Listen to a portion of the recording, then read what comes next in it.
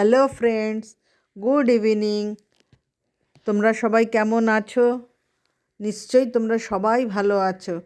তো এখানে তো খুব শীত এখন পড়ে গেছে, তোমাদের ওখানেও, আমার এখানেও খুব শীত পড়েছে গো। তো এই শীতের দিনে কটা এইগুলো পাকোড়া বানাচ্ছি, সেগুলো ডিফারেন্ট টাইপের, নানান রকমের পাকোড়া বানাচ্ছি। তো কিভাবে বানাচ্ছি তা ভাবলাম তোমাদের সাথে একটু শেয়ার করি। তো তোমরা দেখো আমি কি কি পাকোড়া বানাচ্ছি আজকে চায়ের সাথে বিকেলবেলা খাওয়ার জন্যে। তো এখানে আমি দেখো একটু বেসন নিয়েছি, আর একটুখানি কর্নফ্লাওয়ার নিয়েছি, আর একটু ময়দা নিয়েছি। তো বেসন যতটা নিচ্ছে তার থেকে তার হাফেরও হাফ নিয়েছি হলো কর্নফ্লাওয়ার। আর মানে ক্রিসপির জন্য কর্নফ্লাওয়ার নিচে, আর ময়দাটাকে জন্য একটু আঠা মতো হবে, মানে যাতে এটা লেগে থাকে একসাথে, যাতে ব্যাটারটা সুন্দর হয়। আর একটুখানি তাই জন্য একটুখানি ময়দা নিচ্ছি, ময়দাও একটুখানি হাফ চামচ ধরো, একটু ময়দা জাস্ট একটু নিতে হয় তাই নিয়েছি। নিয়ে ভালো করে ওটাকে এবার জল দিয়ে ফেটাবো। তো এর মধ্যে কি কি দিয়েছি আমি একটুখানি ধনের গুঁড়ো, একটু জিরের গুঁড়ো, আদা বাটা, হলুদ, এইগুলো সব দিয়ে নিয়েছি। এটা কিন্তু পুরো নিরামিষ, কিন্তু কোনো পেঁয়াজ রসুনের কিচ্ছু নেই এর মধ্যে।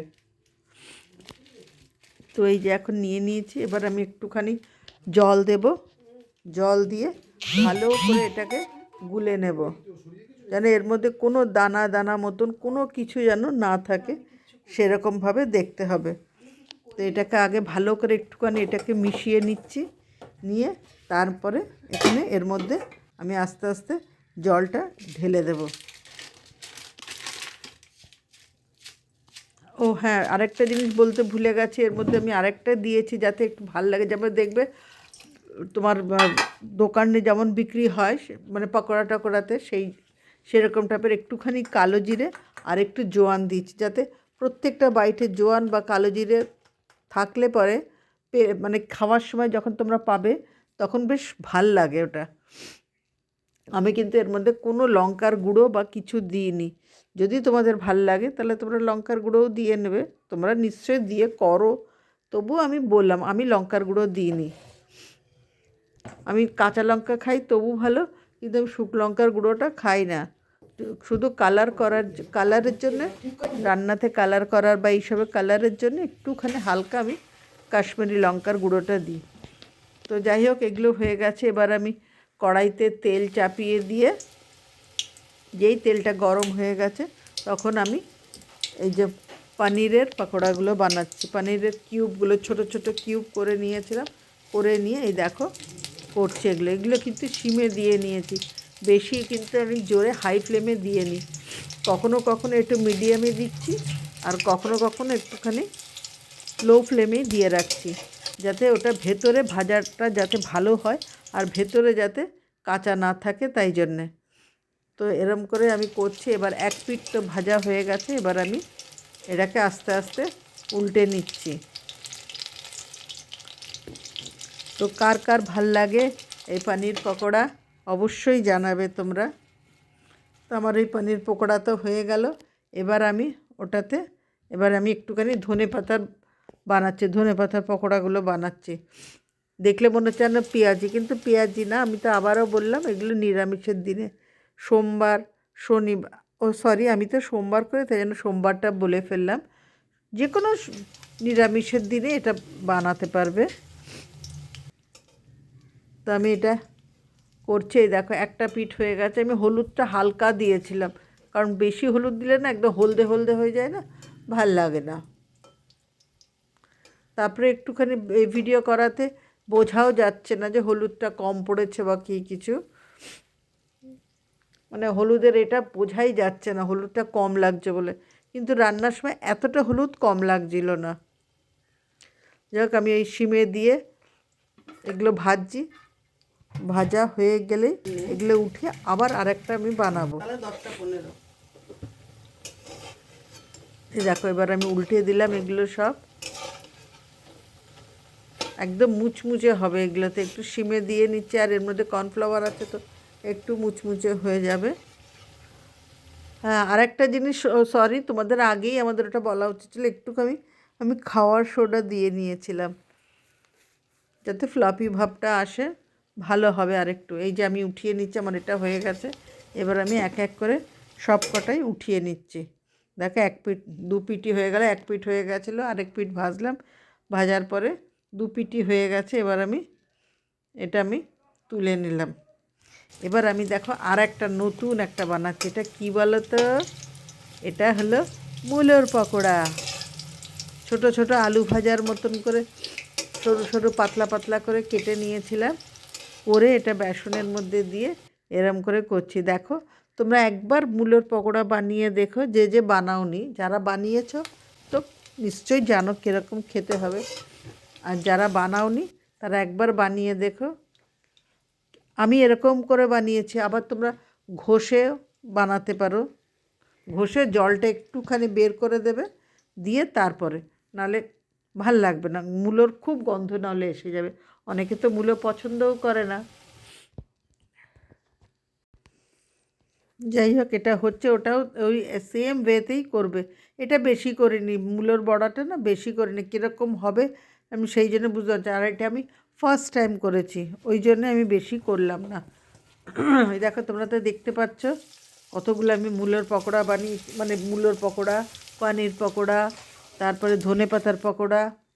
এবার এটা কি বানাচ্ছি বলো তো? ছোটো ছোটো ফুলকপিগুলোকে বেসনের মধ্যে দিয়ে একদম ভাজা ভাজা, একদম মানে কুরকুরে ভাজা হবে, যেমন আলু ভাজা হয় ওরম টাইপেরই করব। এগুলোকে হালকা একটুখানি ভাপ দিয়ে নিয়েছিলাম জলে, দিয়ে তারপরে ওই বেসনের মধ্যে দিয়ে নিয়েছিলাম। দেখো এগুলোকে, এটাও সিমে দিয়ে নিচ্ছি, নাহলে একটুখানি তোমার ভেতরের এটা ঢুকবে না, না ভাজাটা ভালো হবে না, তাই জন্যে। এবার আমি একটু হাই ফ্লেমে দিয়ে নিয়েছি, দিয়ে এবার বারে বারে নাড়ছি। দেখো এগুলো নাড়া হয়ে গেলে বারবার নাড়বো, নেড়ে নেড়ে দেখবো যে কেমন হচ্ছে সব কিছু। তারপরে আবার উল্টে দেবো মাঝে মাঝে, এমন না যে, ওই দেখো এবার আমি একটুখানি সিমে দিয়ে দিলাম। হাই ফ্লেমে এতক্ষণ ছিল, এবার আমি সিমে দিয়ে দিলাম। সিমে দিয়ে এইভাবেই আমি করে নিচ্ছি। তো তোমরা দেখতে থাকো, আর আমি তোমাদের সাথে একটু কথা বকবক করে নিই। এবার এগুলো হয়ে গেলেই আমি এবার তুলে ফেলবো আস্তে আস্তে। তো এখন তো একটা পিঠ হয়েছে, আরেক পিঠ আবার ভাজবো ভালো করে। এখন সিমে দিয়ে এই যে আবার আমি হাই ফ্লেমে একটু দিয়ে দিলাম, কারণ হাই ফ্লেমে দিলে একটু লাল ভাবটা এসে যাবে। তো তোমরাও এরকম কি কি পকোড়া বানাও জানাবে নিশ্চয়ই, তোমরা বলবে আমাকে, জানাও। আর আমার এগুলো কেমন হয়েছে সেটাও জানাবে।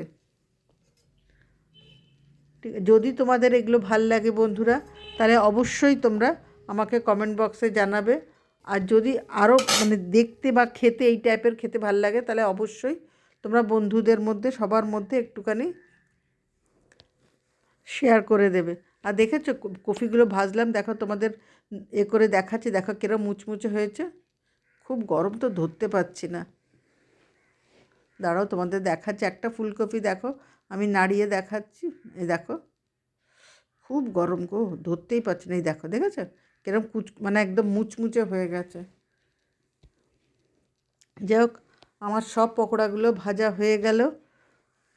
এই দেখো পকোড়াগুলো, সব পকোড়াগুলো একসাথে তোমাদেরকে আমি এবার দেখিয়ে দিচ্ছি কেমন হয়েছে। তোমরা এগুলো সব বলবে কিন্তু আমাকে দেখতে কেমন লাগছে, খেতে তো খাওয়াতে তো পারবো না। তো একদিন সবাই এসো, দেখবে আমি তোমাদেরকে এগুলো বানিয়ে খাওয়াবো। ঠিক আছে, চলো সবাই ভালো থেকো, সুস্থ থেকো। আমার এগুলো ভালো লাগলে অবশ্যই সবার মধ্যে শেয়ার করে দিও। আর নতুন বন্ধু পুরনো বন্ধু সবাই আমার পাশে থেকো। নতুন বন্ধুরা আমার সাবস্ক্রাইব করে আমার পাশে চলে এসো, তাহলে নিত্য নতুন এরকম অনেক সুন্দর সুন্দর রেসিপি তোমাদের সাথে আমি শেয়ার করতে পারবো।